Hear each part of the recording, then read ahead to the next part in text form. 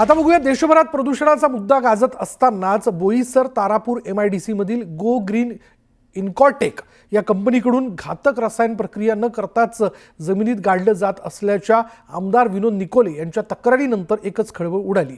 दरम्यान या कंपनीच्या आवारातील परिसरात खोदकाम करून तिथल्या जमिनीत गाडलेला घातक रासायनिक घनकचरा बाहेर काढून कंपनी मालकांवर गुन्हा दाखल करावा अशी मागणी आमदार विनोद निकोले यांनी पर्यावरण मंत्री पंकजा मुंडे यांच्याकडे केली। तर याबाबत सामाजिक कार्यकर्ते जितम घरत यांनी तक्रार केली होती। यावरनं कंपनीच्या संचालकांसह गावगुंडांनी जितम घरत यांना मारहाण केली। तर घातक रासायनिक घनकचरा जमिनीत गाडला जात असल्यानं परिसरातील पाण्याचे स्रोत दूषित झाल्याचा आरोप इथल्या स्थानिक नागरिकांकडून करण्यात येतोय। इथल्या परिस्थितीचा आढावा घेतला आमचे प्रतिनिधी राहुल पाटील यांनी। आपण बघू शकतो की मी सध्या या गो ग्रीन परिसरात आहे। बोईसरच्या सरावली परिसरात ही गो ग्रीन इकोटेक कंपनी आहे, जी बोईसर तारापूर MIDC तील जे रासायनिक घनकचरा आहे, जो घातक रासायनिक घनकचरा आहे, तो या कंपनीला प्रोसेस करण्यासाठी दिला जातो। त्यानंतर पूर्ण प्रोसेस केल्यानंतर हा घनकचरा जो आहे तो इतर ठिकाणी पाठवला जातो। मात्र अशा प्रकारची कुठलीही प्रक्रिया जी आहे ती या ठिकाणी होत नाही असा आरोप जो आहे तो आमदार निकोले यांनी पंकजा मुंडे यांच्याकडे केलेला आहे। एकूणच आपण पाहिलं तर या ठिकाणी ज्या कंपन्या आहेत त्यांना सध्या आता पत्र्याचे शेड जे आहेत ते लावण्यात आलेले आहेत। या ठिकाणी मोठ्या प्रमाणावर जो घातक रासायनिक घनकचरा आहे तो रात्रीच्या सुमारास जमिनीत गाडला जात असल्याची तक्रार देखील स्थानिकांकडून वारंवार करण्यात येते आणि त्याच्यामुळे येथील स्थानिकांना या सगळ्याचा मोठा त्रास सहन करावा लागतोय।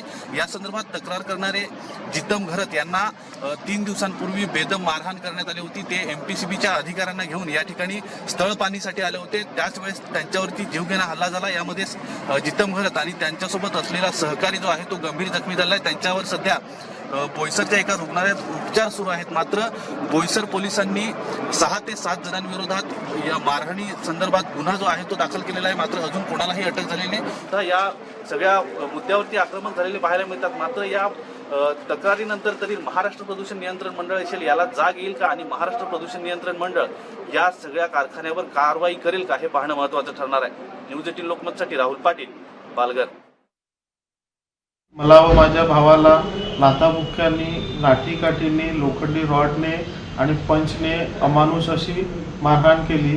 सदर कंपनी रासायनिक घनकचरा रिसायकल न करता त्या ठिकाणी जमिनीत पुरते, नाल्यात टाकते। याचे मी पुराव्यानिशी तक्रारी अर्ज MPCBच्या अधिकाऱ्यांना दिले होते। त्यांचं बिंग फुटू नये किंवा ते कुठेतरी समोर येऊ नये म्हणून आम्हाला ह्या पद्धतीने अमानुष अशी मारहाण झालेली आहे। तरी माझी अशी अपेक्षा आहे की दोषींवर कठोरात कठोर योग्य ती कार्रवाई करावी।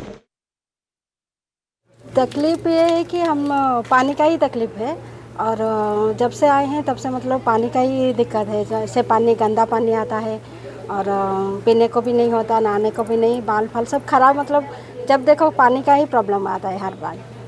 खुजली भी आता है, इन्फेक्शन होता है, बीमारी भी फैलती, सब छोटे बच्चे सब बड़े। डर रहता है यहाँ पे एक्सीडेंट होने का ज़्यादा, कुछ फायर का वगैरह डर तो रहता है। अभी इतना बड़ा कंपनी है तो डर तो हमेशा रहेगा ही।